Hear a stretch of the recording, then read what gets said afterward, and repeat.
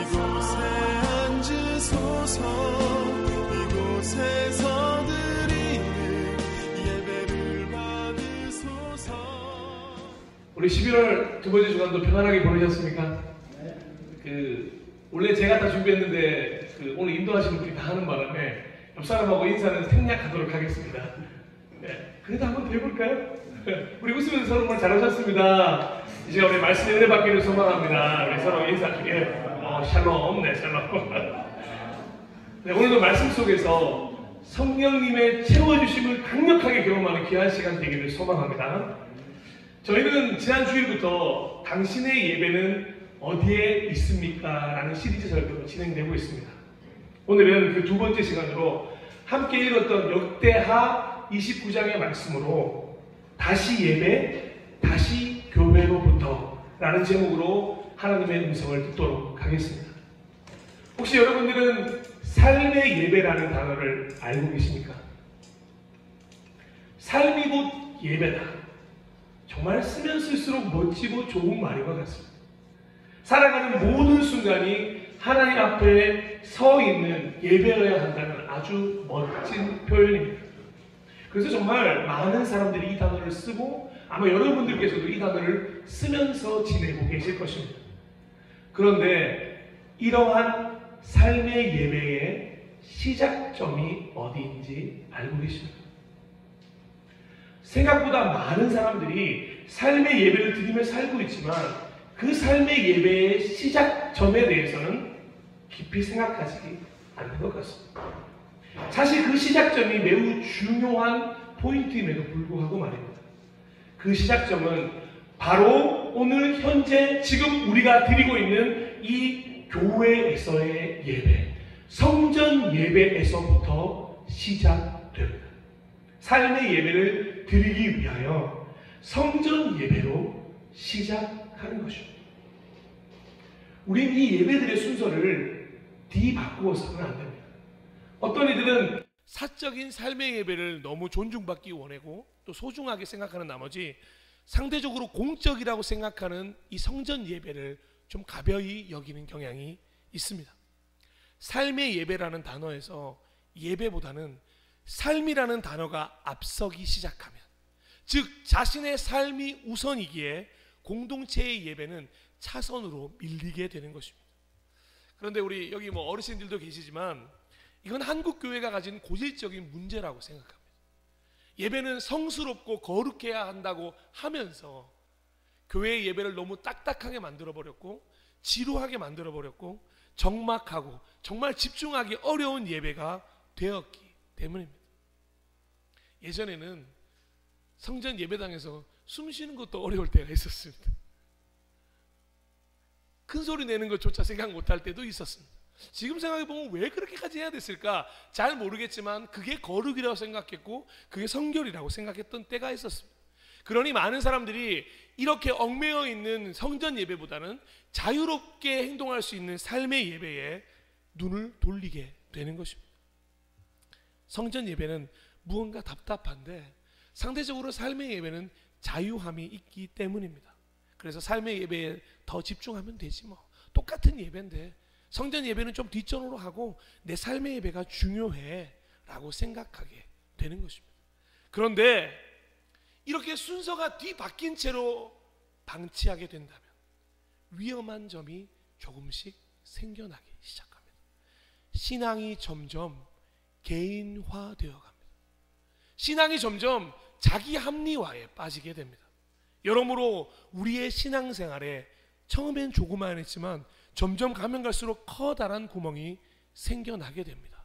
성전 예배보다 삶의 예배가 앞서면 말이죠. 삶의 예배도 예배라면 예배인데 그러면 대체 어떤 구멍이 생기는 것일까요? 오늘 세 가지로 나누어서 함께 나누어 보고자 합니다.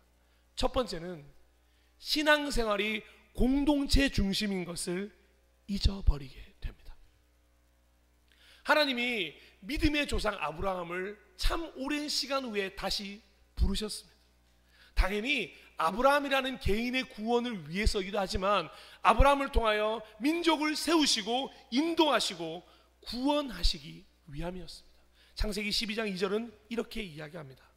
내가 너로 큰 민족이 되게 하고 너에게 복을 주어서 내가 크게 이름을 떨치게 하겠다.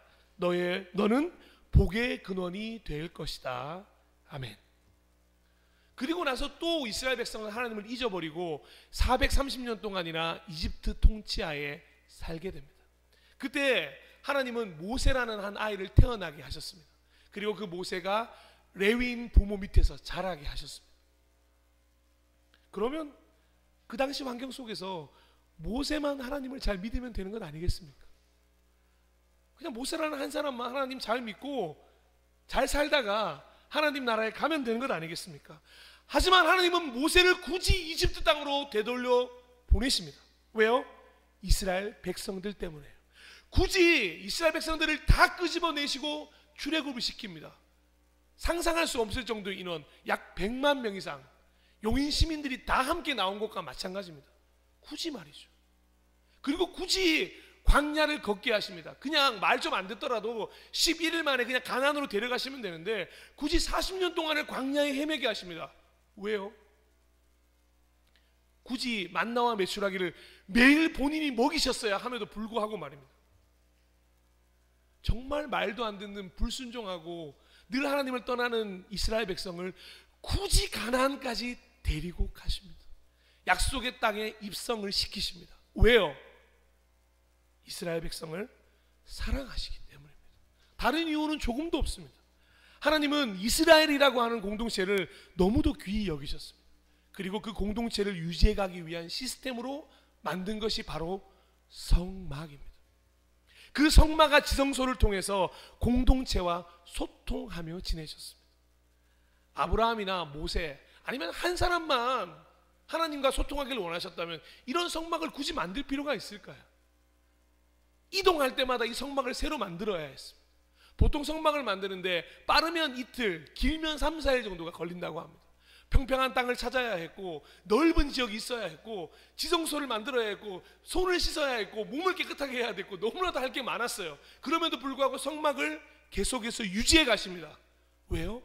그 성막을 통해 공동체와 소통하시기 위해서.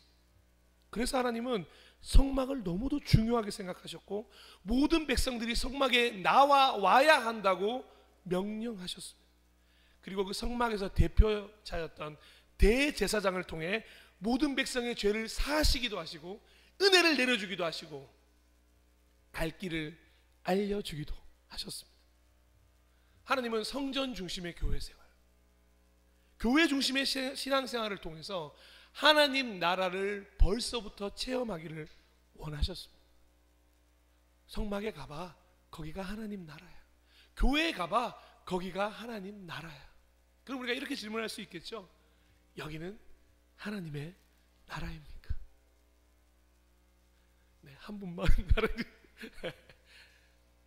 정말 수많은 교회들이 하나님의 나라로 이미 경험되어지기를 간절히 소망합니다. 이 성막에서 우리 모두 다 하나님의 음성을 듣습니다. 모두에게 동일한 은혜가 임합니다. 모두에게 동일합니다. 저희는 오늘 저 어린아이들부터 우리 공동예배를 지금 드리고 있지 않습니까? 어린아이라고 상관없습니다. 똑같이 하나님의 은혜가 임합니다. 하나님의 음성이, 그 은혜가, 그 동일함이 이스라엘 백성들을 그 성막 안에서 하나가 되어 살게 만들었고 말씀대로 살게 만들었습니다. 한 사람 한 사람 각자가 원하는 생각대로 사는 것이 아니라 하나님의 말씀을 기초해서 살게 된 것입니다. 그래서 하나님의 말씀으로 하나가 되는 공동체가 바로 이스라엘이었습니다. 삶의 예배를 중요하게 생각하면 우리는 이 점을 간과할 수 있습니다. 절대 나 혼자 신앙생활을 하는 것이 아닙니다. 하나님과 내 관계만 좋으면 아무런 문제 없어 라고 이야기하면 안 된다는 것입니다. 성전 예배를 통해 들려오는 하나님의 음성을 듣고 그 말씀을 묵상하며 한 주간을 보내는 것이 삶의 예배의 시작점이기 때문입니다. 각자고 생각하고 추구하는 삶, 그것도 중요하죠. 그게 중요하지 않다는 말이 결코 아닙니다. 삶의 예배가 중요하지 않다는 건 아닙니다. 하지만 그것이 어디로부터 시작되냐에 따라 우리는 정말 각자의 삶을 살지도 모릅니다. 하나의 말씀을 주셨음에도 불구하고 각자의 삶을 살아가는 거죠. 우리는 공동체를 통해서 서로 사랑을 배워야 하고, 서로 나눔을 배워야 하고, 서로 배려를 배워야 하고, 나 외에 타인을 존중하며 이해하는 법도 배워가야 합니다. 그게 그리스도인의 기본 자질이기 때문에 그렇습니다. 그리고 그리스도인이라는 단어는 절대 혼자를 말하는 것이 아니라 공동체를 일컫는 단어라는 것을 잊지 말아야 할 것입니다. 개인주의와 이기주의는 결코 그리스도인들에게는 존재해서는 안 되는 단어입니다. 혹시나 나 혼자만의 삶의 예배에 만족하십니까? 교회 안 가봐도 괜찮던데. 특히 코로나 시대를 거치면서 온라인 예배가 성행하고 있는 이때에 그런 유혹에 안 빠지는 분들이 누가 있겠습니까? 아침에 버튼 하나면 예배를 드릴 수 있는, 씻어야 할 이유도 없고 입어야 할 이유도 없고 갈 이유도 없고 올 이유도 없는 너무나도 편리한 예배 가운데서 혹여나 우리는 삶의 예배에 너무 집중하고 계시진 않습니까? 삶의 예배가 성전 예배보다 앞서면 생기는 구멍 두 번째는 바로 신앙생활의 목표가 희미해진다는 것입니다. 저희 그리스도인들의 신앙생활의 목표는 무엇이겠습니까? 너희는 먹든지 마시든지, 제가 이렇게 얘기하면 나올 줄 알았어요. 너희는 먹든지 마시든지 하나님의 영광을 위해 하라라고 하지 않습니까? 우리는 정말 죽든지 살든지 하나님의 영광을 위해서 사실은 신앙생활을 시작한 것입니다.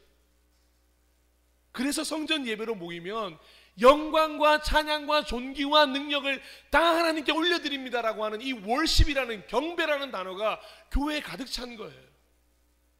왜 주일에 맨날 그렇게 영광 찬양이냐? 당연합니다. 그걸 위해서 우리는 신앙생활을 하기 때문입니다. 모두 함께 하나님의 이름을 높이고 하나님의 은혜를 찬양합니다. 그래서 사실은 주일에 드려지는 찬양 하나하나들은 개인 고백이나 복음성과 같은 CCM이 아니라 영광을 돌리고 하나님께 경배하는 찬양을 돌리는 것이 맞습니다. 하나님의 영광만이 오롯이 드러나야 하기 때문에 그렇습니다. 그리고 모두 함께 그 하나님의 영광 안에서 동일한 은혜를 경험하게 되기를 소망합니다. 하지만 삶의 예배가 우선시되면요, 하나님의 영광이 아닌 각자의 삶에 더 많은 목표를 두게 됩니다. 하나님의 뜻, 하나님의 생각, 하나님이 주신 길이 아니라 나의 뜻, 생각, 말, 길이 마치 하나님이 원하시는 길인 것처럼 생각하게 될 때가 있습니다. 그때마다 우리는 이 말씀을 좀 깊이 새겨야 할 것 같습니다. 다 함께 읽어보실까요? 잠언 16장 9절 말씀입니다. 시작. 사람이 마음으로 계획하지만, 아멘. 이 말씀이 식당 입구에 적혀있는 말씀이 아니에요. 우리 인생의 입구에 언제나 써 있어야 되는 말씀입니다. 언제나 하루를 시작하실 때 우리는 계획을 합니다. 하지만 그 걸음을 인도하시는 분이 하나님이시라는 것을 우리는 결코 잊지 말아야 합니다. 신앙생활은 결코 편안한 삶이나 심리적 안정감을 추구하기 위해서 하는 것이 아닙니다. 이런 것들은 모조리 다 선물로 주어지는 겁니다. 오히려 먼저 구해야 할 것을 구하면 됩니다.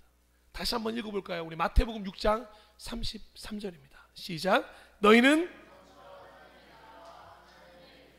아멘, 그리하면, 아멘. 성전 예배를 통해서 하나님의 나라와 의를 구하는 방법을 우리는 계속해서 배워가야 합니다. 그리고 삶의 예배를 통해 이렇게 모조리 주시는 선물들을 누릴 수 있는 그 하나님과의 동행을 경험해야 할 것입니다. 마지막으로 세 번째는 성전, 즉 교회에 대한 중요성을 잊어버리게 됩니다. 구약에 등장하는 이스라엘 백성들은 성전을 너무도 중요하게 생각하는 성전 중심의 삶을 살았습니다. 왜냐하면 성전에 누가 계시다고 생각했기 때문일까요? 바로 하나님이 계시다고 생각했기 때문에 성전 중심의 삶이지만 사실은 하나님 중심의 삶이었습니다. 성전이 하나님이 임재하시는 곳이니 당연히 중요할 수밖에 없는 곳이죠. 물론 하나님은 세상 어디에든 계십니다. 하지만 하나님은 성전을 향해 이렇게 특별한 약속을 보여주셨습니다. 좀 길지만 제가 읽어드리겠습니다. 열왕기상 9장 1절에서 3절입니다. 솔로몬이 주님의 성전과 왕궁 짓는 일과 자기가 이루고 싶어한 모든 것을 끝마치니 주님께서는 기브온에서 나타나신 것과 같이 두 번째로 솔로몬에게 나타나셔서 그에게 말씀하셨다. 내가 나에게 한 기도와 간구를 내가 들었다. 그러므로 나는 내가 내 이름을 영원토록 기리려고 지은 이 성전을 거룩하게 구별하였다. 따라서 내 눈길과 마음이 항상 이곳에 있을 것이다. 아멘. 그래서 성전에서 모든 중요한 이스라엘의 행사들이 일어나게 되는 겁니다. 그리고 그 성전이 세워지니 옛날의 성막처럼 모든 백성들이 그곳에 1년에 3번 이상은 나아가야 했습니다. 의무였습니다. 이스라엘 백성이라면 지금도 유대인들은 1년에 3번은 반드시 성전을 찾아갑니다. 성전은 이스라엘 백성의 삶에서 뗄래야 뗄 수 없는 공간이 된 것입니다. 현재의 시대를 살고 있는 우리도 교회라는 장소가 동일한 의미입니다. 하나님은 지금도 여전히 어디든 거하시는 분임을 저는 믿습니다. 그래서 우리가 걸어다니는 성전이 된 것도 사실입니다. 그런데 그럼에도 불구하고 하나님께서 가장 눈여겨보시는 성전이 어디 있냐 하면 이 땅에 수도 없이 많은 교회들입니다. 하나님은 여전히 교회의 소망을 가지고 계시고 그 교회를 통해 하나님의 역사가 이루어지기를 기대하고 계십니다. 바로 하나님 나라의 모형이기 때문이라고 다시 한번 말씀드립니다. 교회를 통해 하나님 나라를 배워갈 수 있기 때문입니다. 그리고 제일 중요한 사실, 하나님을 믿는 여러분들이라는 모든 성전들이 한 곳에 모여 특별한 날인 주일을 지키는 장소이기 때문에 그렇습니다. 각자가 각자의 자리에서 예배를 드리는 것이 아니라 왜 굳이 이곳까지 오셔서 이 장소에서 모이시겠습니까? 주일이라는 시간에 이 자리가 너무도 중요한 하나님이 거하시는 성전이 되기 때문입니다. 저희 교회만을 일컫는 게 아닙니다. 이 땅에 있는 모든 교회들이 하나님이 거하시는 주일의 성전이 되는 것입니다. 그래서 그날만큼은 주일이 특별한 장소, 교회가 특별한 성전이 되는 것입니다. 삶의 예배를 드리던 모든 예배자들이 함께 모여 성전 예배를 통해 하나가 되는 공간이 되는 것입니다. 그래서 구약에서는 이 무너진 성전을 그렇게도 열심히 재건하려고 노력한 것입니다. 무너진 예루살렘 성을 보며 막 눈물 흘리는 거예요. 제가 가끔씩 어른들, 이제 한참 더 어른들이 70, 80대 어른들을 만나면 이번에 왜 그 숭례문이 불탔지 않습니까? 예전에 뭐 지금은 이제 복원이 됐습니다만 그 숭례문이 불을 탔을 때 그게 불이 탔다고 우시는 분을 제가 만나본 적이 있어요. 아, 우리나라 문화를 이렇게 못 지켜서 되겠나? 우리나라 국보를 이렇게 못 지키는 나라가 어디냐 하면서 막 우시는 거예요. 제가 잘 이해가 안 갔습니다, 사실은. 그런데 그 마음이 무엇인지를 알고 나서는 같은 마음이 생기는 거예요. 이스라엘 백성들도 마찬가지입니다. 자기만 잘 먹고 잘 살고 왕의 술 맡은 관원장이었던 느헤미야도요, 그냥 이스라엘 성이 무너졌다는 소식만 듣고 계속 눈물을 흘리는 거예요. 왜요? 자기만 잘 먹고 살면 되잖아요. 왜 이스라엘 성이 무너졌다고 눈물을 흘립니까? 왜 수많은 이스라엘 왕들은 매번 성전을 재건하고 예배를 회복시키자고 사람들에게 성전 정화 운동을 펼쳤을까요? 왜 예수님께서는 성전이 이미 장사판이 되었는 거 그냥 보고 넘어가시면 되지, 왜 굳이 채찍을 들고 다니면서 성전 정화를 하십니까? 왜 사도들은 세계 곳곳으로 뻗어나가면서 굳이 짓지 않아도 될 교회를 지어나간 것입니까? 다시 예배를 드리기 위해 다시 성전으로부터, 다시 교회로부터 시작해야 하기 때문에 그렇습니다. 오늘 함께 읽었던 역대하 29장은 히스기야 왕이 성전을 완전히 정화시켰던 사건입니다. 이스라엘의 회복이 다른 곳에서 시작되면 안 되겠다, 성전 회복에서부터 시작되어야 되겠다고 히스기야 왕은 생각한 후에 이 어려운 행보, 하지만 놀라운 행보를 걷기 시작합니다. 그저 자기만 잘 믿으면 된다고 생각하는 것에 머물지 않고 공동체를 중요하게 생각했고, 하나님이 이 성전을 어떻게 생각하는지를 생각했고, 사실 손대면 손댈수록 너무 많은 문제점이 있었거든요. 아시잖아요. 그 당시에 성전을 하려면 정경 유착 엄청 심했습니다. 이미 그 성전 안에는 갑부들의 재산들이 다 들어가 있었고 그것들을 걷어내려면 너무 많은 일들을 해야 됐어요. 그런데 히스기야 왕은 다 합니다. 기꺼이 모든 노력을 기울여서 다시 예배로부터, 다시 성전으로부터 시작하고자 했던 것입니다. 바로 이렇게 말이죠. 한번 들어보실까요? 역대하 29장 10절 11절입니다. 이제 나는 주 이스라엘의 하나님께서 그 맹렬한 진노를 우리에게서 거두시기를 바라며 하나님과 언약을 세우기로 결심하였어. 여러분 시간을 낭비하지 않도록 하시오. 주님께서는 여러분을 선택하셔서 주님께 분향하게 하시고 백성을 인도하여 주님께 예배드리게 하셨소. 아멘. 이 말을 들은 레위인들이 결정한 거예요. 그래, 더 이상 시간을 낭비하지 말자. 그래서 바로 이런 일을 시작합니다. 이어서 15절 16절입니다. 이들이 동료 레위 사람들을 모아 성결 예식을 하고 왕이 그들에게 명령한 대로 성전 안으로 들어가서 주님의 율법에 따라 주님의 성전을 깨끗하게 하였다. 제사장들이 주님의 성전을 깨끗하게 하려고 그 안으로 들어가서 주님의 성전 안에 있는 모든 더러운 것들을 주님의 성전의 뜰로 끌어내어 놓으면 레위 사람들이 그것들을 성밖 기드론 골짜기로 가져다 버렸다.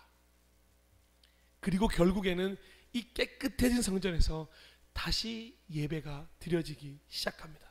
오늘 읽었던 29장 35절입니다.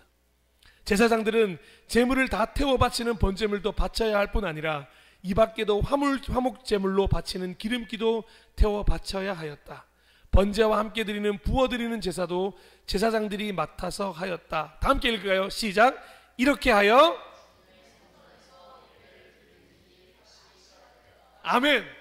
이렇게 하여 주님의 성전에서 예배를 드리는 일이 다시 시작되었다. 놀라운 일이 벌어진 거죠. 사실 너무도 촉박한 시간에 일을 했던 거였거든요. 그래서 부작용이 생길 법도 했습니다.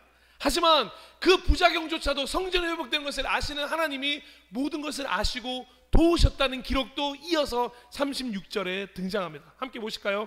이위 이렇듯이 갑작스럽게 되었어도 하나님이 백성을 도우셔서 잘 되도록 하셨으므로 히스기야와 백성이 함께 기뻐하였다. 아멘.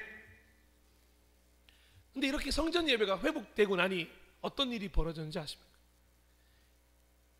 이상하게 이스라엘 백성들의 삶도 달라지기 시작했습니다. 찬양이 없던 삶에 찬양이 나타나기 시작했습니다. 감사를 잃어버린 세대가 다시 감사하기 시작하고 하나님을 잊어버리고 있던 중심에 하나님이 다시 찾아오기 시작하십니다. 그러니 성전 예배가 회복되면서부터 삶의 예배가 회복되기 시작한 것입니다. 그것의 가장 좋은 예가 바로 역대하 29장의 말씀입니다. 역대하 29장을 지나 30장에서는 유월절을 지키고 예배가 온전히 회복됩니다. 그리고 나서 31장에 이런 기록이 등장합니다. 거기에 있던 모든 이스라엘 사람들은, 여기서는 성전에 모여 함께 유월절을 지내고 예배를 드렸던 사람들입니다.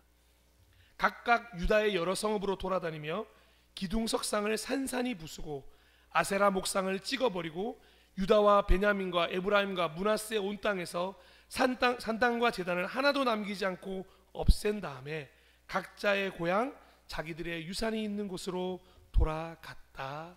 아멘. 어떠세요? 다시 예배로 돌아가기 위해 다시 성전으로부터 회복이 일어났고요. 지금도 마찬가지로 혹여 길을 잃어버리고 정확한 위치를 잃어버린 후의 삶의 예배라면 다시금 오늘 주일 성전에서 드려지는 성전 예배로부터 다시 시작하셨으면 좋겠습니다. 결코 삶의 예배로만 우리의 예배를 지탱해 갈 수 없습니다. 성전 예배로 시작되지 않는 삶의 예배는 곧 그저 삶으로 전락해버릴 수밖에 없기 때문입니다. 사랑하고 존경하고 축복하는 예배자 여러분, 설교를 마무리하겠습니다. 당신의 예배는 어디에 있습니까?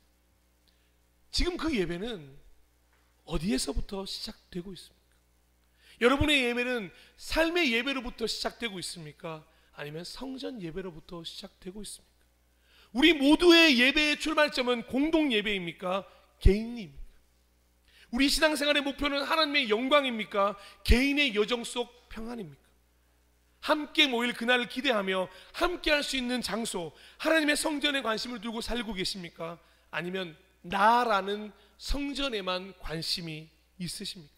다시 예배를 드리고자 합니다. 그리고 다시 성전 예배로부터 시작하고자 합니다. 다시 교회로부터 시작되어 삶의 예배로 이어가고자 합니다. 혼자만의 신앙생활이 아닌 더불어 함께하는 공동체로 회복되기를 소망합니다. 마지막으로 그 성전 예배를 통해 교회의 부흥도 이루어진다는 것을 잊지 말았으면 좋겠습니다. 그 증거가 되는 사도행전의 구절을 마지막으로 함께 나누고 설교를 마무리하도록 하겠습니다.